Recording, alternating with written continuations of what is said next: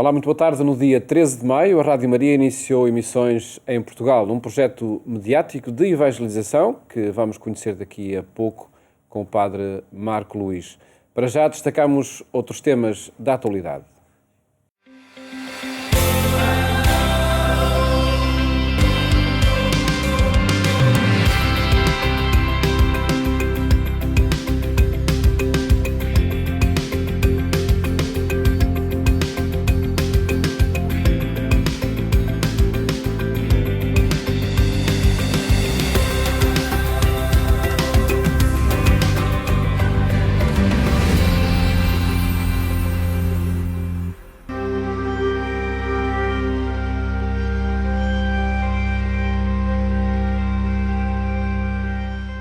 Conosco dois elementos da Fundação Ajuda à Igreja que Sofre, a Catarina Martins de Betancourt, é diretora do Secretariado Português da Ajuda à Igreja que Sofre, está também Paulo Aito, jornalista da instituição. Vamos falar de notícias relacionadas com a vida da Igreja pelo mundo e as questões da liberdade religiosa, mas também da importância de se apoiar as comunidades cristãs mais perseguidas e discriminadas. E o apoio a essa Igreja que Sofre passa pelo trabalho dos catequistas ou das irmãs, das mulheres consagradas que, em tantos países, são por vezes a única presença visível da Igreja. É o caso da Índia, neste imenso país asiático, nas regiões mais pobres e abandonadas, é possível encontrar quem faça do serviço aos outros, aos mais pobres, a missão das suas vidas.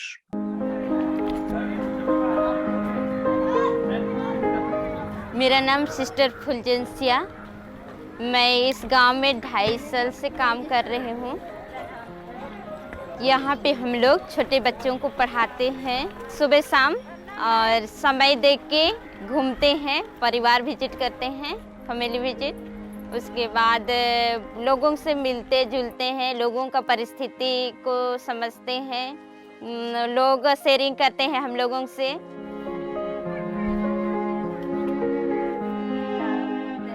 यहाँ तो मिशन नहीं है, प्रार्थना मिसा पूजा नहीं होता है, इसीलिए हम सब सिस्टर के साथ में बैठ कर के हम प्रार्थना करते हैं।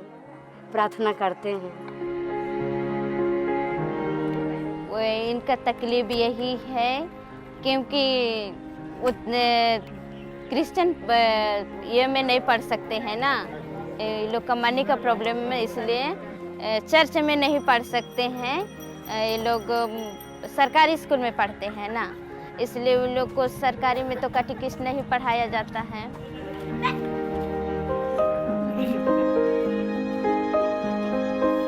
ये लोग मजबूत होने से ये लोग का और मजबूत होगा इसमें, धर्म में।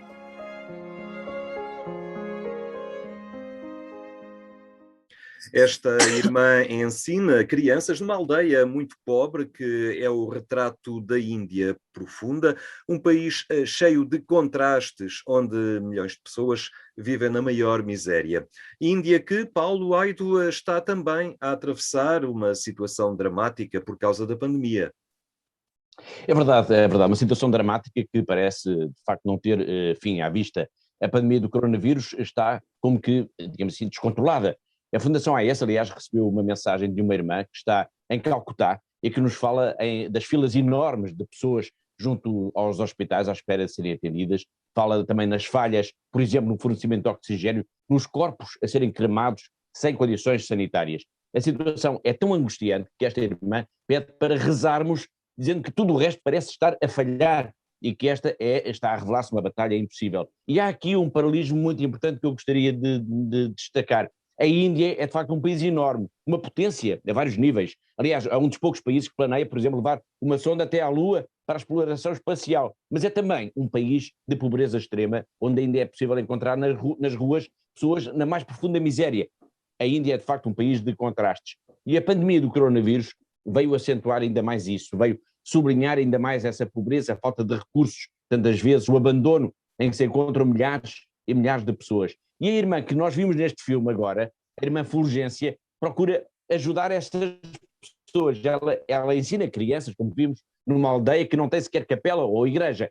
E esta irmã é a única presença da Igreja nesta zona, e o seu trabalho é fundamental na promoção destas populações. Eu recordo que na Índia é também um país, e isto é muito importante também por causa da questão da pandemia do coronavírus, a Índia é um país que continua estratificado por castas, e na base deste sistema complexo estão os Dalits, os chamados intocáveis, aqueles que aos olhos do resto da sociedade praticamente não têm direitos, são como que invisíveis. Calcula-se que haverá mais de 240 milhões de Dalits na Índia, e destes, isto é importante sublinhar isto, cerca de 60% que são cristãos. Imaginem agora quantas irmãs Fulgências, ou se quiserem quantas Madres Teresa de Calcutá serão necessárias para dar a cada um deles a atenção, o carinho que eles precisam. Atenção, carinho, mas também alimento, roupa, abrigo. No meio desta pandemia do coronavírus, a Índia continua a enfrentar estas outras epidemias da discriminação, da intolerância, da pobreza. E é por isso que é tão importante o trabalho destas irmãs como a que vimos no filme. E é por isso também, para terminar, é tão importante também a ajuda da Fundação AES para que estas comunidades religiosas possam continuar a desempenhar o seu trabalho, a sua missão junto dos mais pobres, dos pobres da sociedade.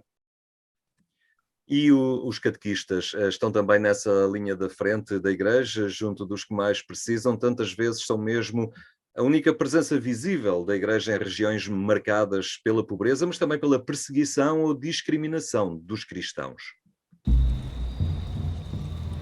The war of our country started a long time ago. That's why we are South Sudanese living in Uganda, in a refugee camp. Very many people have been killed.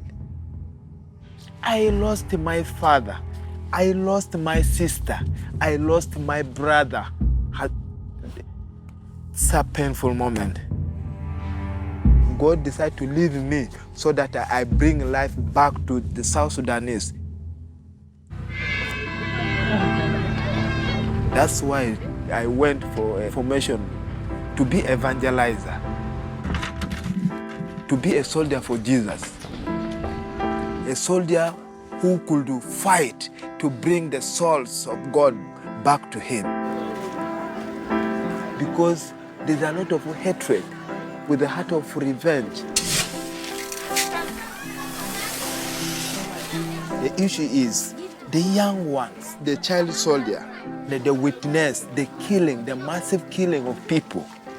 But it is now my role with my brothers, whom I went for a formation, to talk about forgiveness, so that we will be able to go to see the kingdom of God. Thanks to you, head to the church in need for your support. Thanks to you, I'm my catechist, and in these difficult times, I can bring to my people faith, hope, and love. Thanks to you, head to the church in need.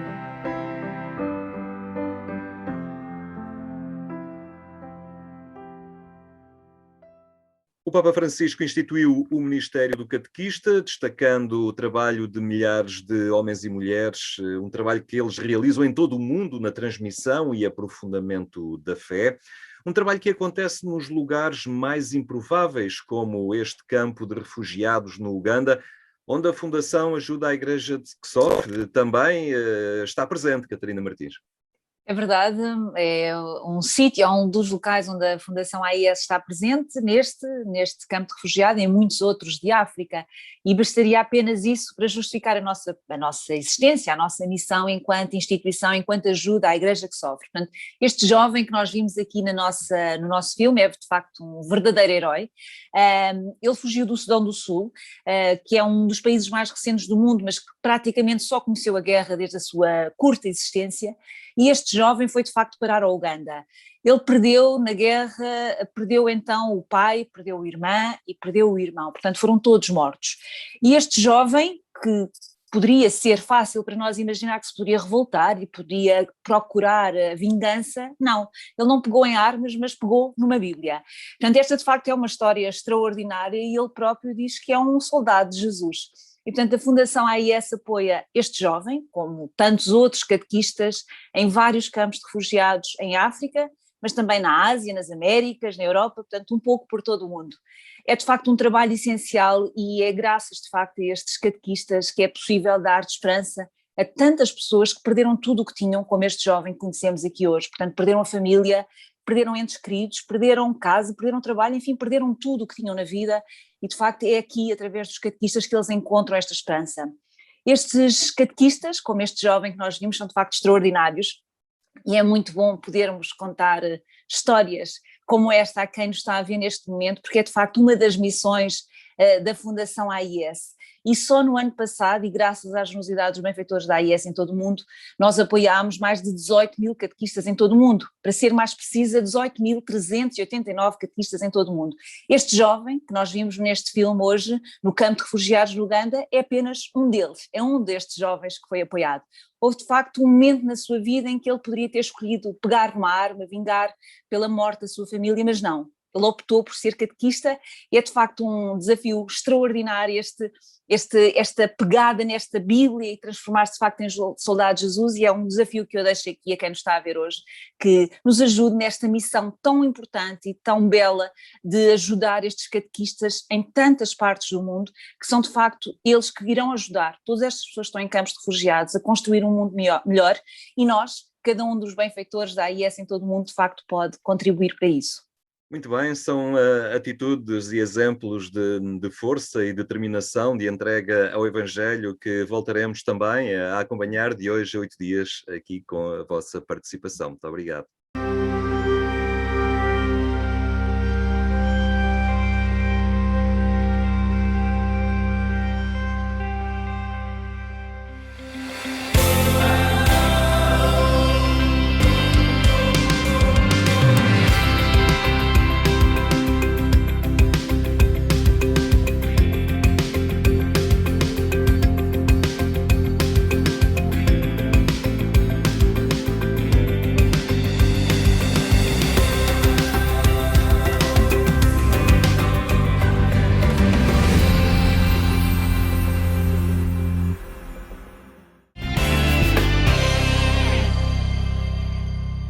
Acompanhe estes e outros temas no portal da agência Eclésia, em agência.eclésia.pt. A Rádio Maria é um projeto de evangelização que iniciou emissões em Portugal no dia 13 de maio. O padre Marco Luís é o diretor de programação e está hoje connosco. Cumprimento antes de mais. Boa tarde, padre Marco. Obrigado por estar no programa Eclésia. Boa tarde, Paulo. Obrigado pelo convite. Que projeto é este de rádio que chega agora a Portugal? A Rádio Maria nasceu há 34 anos, no norte de Itália, e rapidamente cresceu pelo mundo inteiro. No fundo, era um projeto de rádio paroquial que transmitia a vida da paróquia e onde as pessoas podiam acompanhar, também interagindo, colocando as suas questões, partilhando intenções de oração, e esta experiência claramente se afirmou, quer em Itália, quer pelo mundo inteiro, e 34 anos depois, Portugal é o país número 81 de fundação da Rádio Maria. E que identidade tem este projeto de rádio? A Rádio Maria é uma rádio mariana, o nome diz logo muito. Espiritualidade mariana é uma rádio de evangelização, e quando digo evangelização, não simplesmente na vida da oração, que é um dos pilares, estrutura diária da vida da rádio, mas também com a programação de formação espiritual e também promoção humana e muito de interação. Depois é uma rádio sustentada pela providência divina, não tem qualquer tipo de publicidade, é sustentada pelos nossos ouvintes, é uma rádio de voluntariado, voluntários como condutores de programas, leigos, sacerdotes, até bispos em alguns países. Ao mesmo tempo, é uma rádio presente em cada lugar. A Rádio Maria é feita em cada país para esse mesmo país. Por isso, os nossos estúdios móveis, que o Gabriel, que é assim que chama o estúdio móvel, permite transmitir a Santa Missa, as vésperas, as laudes ou até o terço de vários lugares, através dos voluntários, que são promotores da Rádio Maria, divulgam a Rádio Maria, produzem e tornam presente também a rádio nesses lugares e ajudam-nos a ter essa programação diversificada com essas transmissões, o voluntariado. E assim também acontece em Portugal? A grelha de programação ao longo de cada dia é feita de momentos de oração, formação, como dizia? Começamos há pouco tempo, há 2 semanas, dia 13 de maio, e começamos com uma grelha, a primeira parte muito assente na oração da Igreja, que é a liturgia das horas, com a transmissão da Santa Missa diariamente. E é transmitida a partir de diferentes locais? Ou sim, já? começamos. Claro que no início, por meios técnicos e também humanos, não conseguimos ter a diversidade, a força que, por exemplo, Espanha, aqui ao lado há 22 anos, com 1.400 voluntários, com 700 programas, mas já temos essa realidade. Por exemplo, desde Fátima tem um lugar privilegiado na nossa programação, até porque a Rádio Maria tem uma missão desde Portugal também para o mundo inteiro, porque Portugal é sinónimo de Fátima, e esta alegria da Rádio Maria ter chegado a Portugal é uma alegria de muitos ouvintes em Portugal que esperavam, que rezavam, que sonharam pela Rádio Maria em Portugal, mas também de muitos ouvintes pelo mundo inteiro da família mundial Rádio Maria. A informação, que lugar tem na grelha de programação? A informação tem um lugar privilegiado por 2 motivos. O primeiro motivo legal, uma vez que a entidade reguladora para a comunicação aprovou a Rádio Maria como rádio generalista, por agora, não como temática como nós queríamos e consideramos, e as implicações que a lei tem passa pelos informativos e um informativo com uma tónica até regional da Rádio de Palmela e a Rádio da Maia. Nesse sentido, há essa primeira implicação legal, mas se não fosse, os informativos de Rádio Maria teriam também esse lugar, na medida em que, à luz da fé, e à luz da fé que tudo fazemos em Rádio Maria, também ter as notícias internacionais, nacionais, locais e, obviamente, da vida da Igreja. Esse enquadramento legal dá também um perfil específico a este projeto em Portugal? Dá um perfil diferenciador de outros países? Dá um perfil, sim, muito diferenciador de muitos países.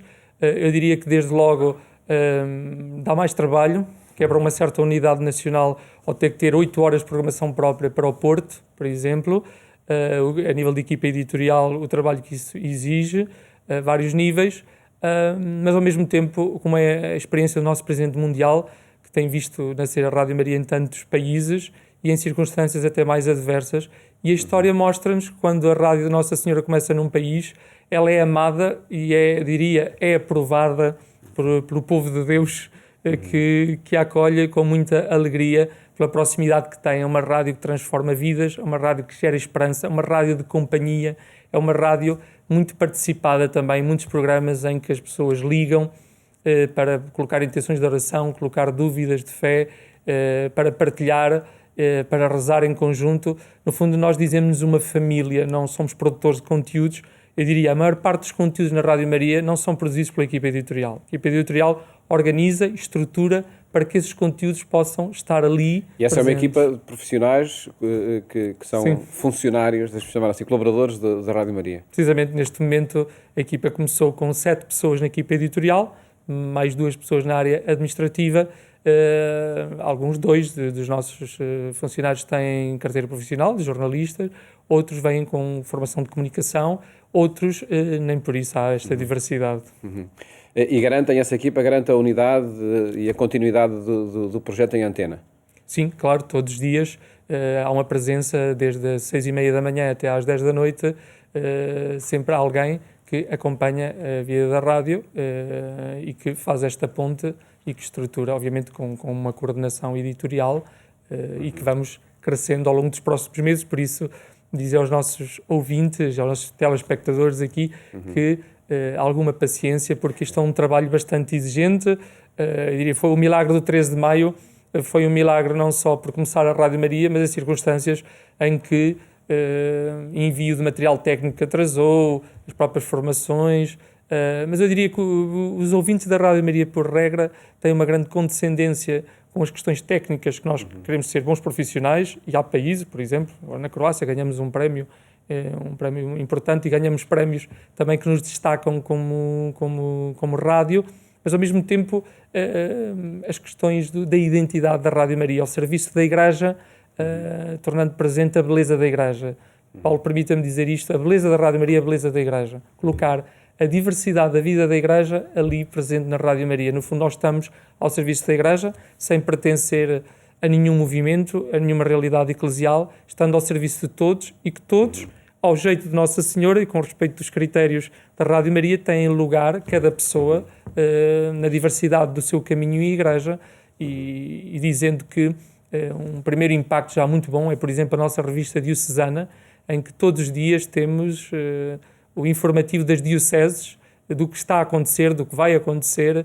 Isso, de facto, é logo um dos programas que quisemos logo apostar como um sinal muito concreto desse serviço que prestamos à Igreja. Editorialmente, a prioridade da Rádio Maria são conteúdos, como disse há pouco, mais relacionados com a oração, com a formação, temáticas sociais, temáticas que ajudem a uma leitura da realidade portuguesa, da sociedade portuguesa, passam também pela antena? Sim. Uma das nossas estruturas do programa tem que ver com a promoção humana, que em Portugal se vai chamar Em Torno da Vida, e aí nós teremos todos os dias médicos, psicólogos, gestoras, a economia social, só para dar o exemplo de outros países. Por exemplo, em Itália, muitas vezes há formação sobre gestão de condomínio, na Ucrânia aprende-se inglês através da Rádio Maria.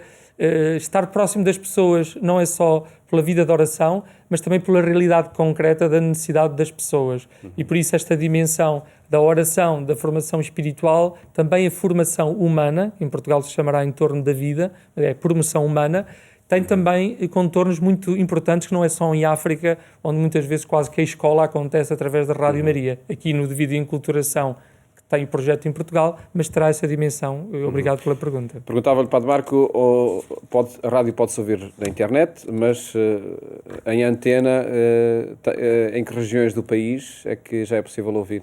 Então nós temos o 102.2, região de Lisboa, e o 100.8, região do Porto. E como o Paulo dizia, hoje em dia a rádio evoluiu muito e foi isso que permitiu a rádio, adaptando-se, também continuar a crescer e ter respostas de proximidade com as pessoas. Na aplicação, se formos a radiomaria.pt, podemos ouvir em direto ou descarregar a aplicação. Eu diria em qualquer lugar do mundo. Eu próprio, durante cerca de 1 ano e meio, fui ouvindo da Rádio Maria um pouco pelo mundo inteiro. Foi assim que fui entrando dentro do espírito da Rádio Maria. Por isso, qualquer um de nós, neste momento, ainda não chega a alguns lugares do país, e sabemos que são importantes e queremos cobrir Portugal, mas vamos ter que ter paciência e muita oração, sacrifício e ajuda económica das pessoas para que isso possa vir a acontecer. Enquanto não acontece, será através dos meios, de facto, digitais. Padre Marco Luís, agradeço ter estado aqui no programa Eclésia. Felicidades. Muito obrigado, eu em nome da Rádio Maria, da família Rádio Maria, não só em Portugal, mas no mundo inteiro. Muito obrigado e felicidades para este projeto. Mais logo, pode acompanhar também o programa que partilhamos consigo na Antena 1, quando forem 22h45. Desejo-lhe uma ótima tarde e até amanhã, se Deus quiser.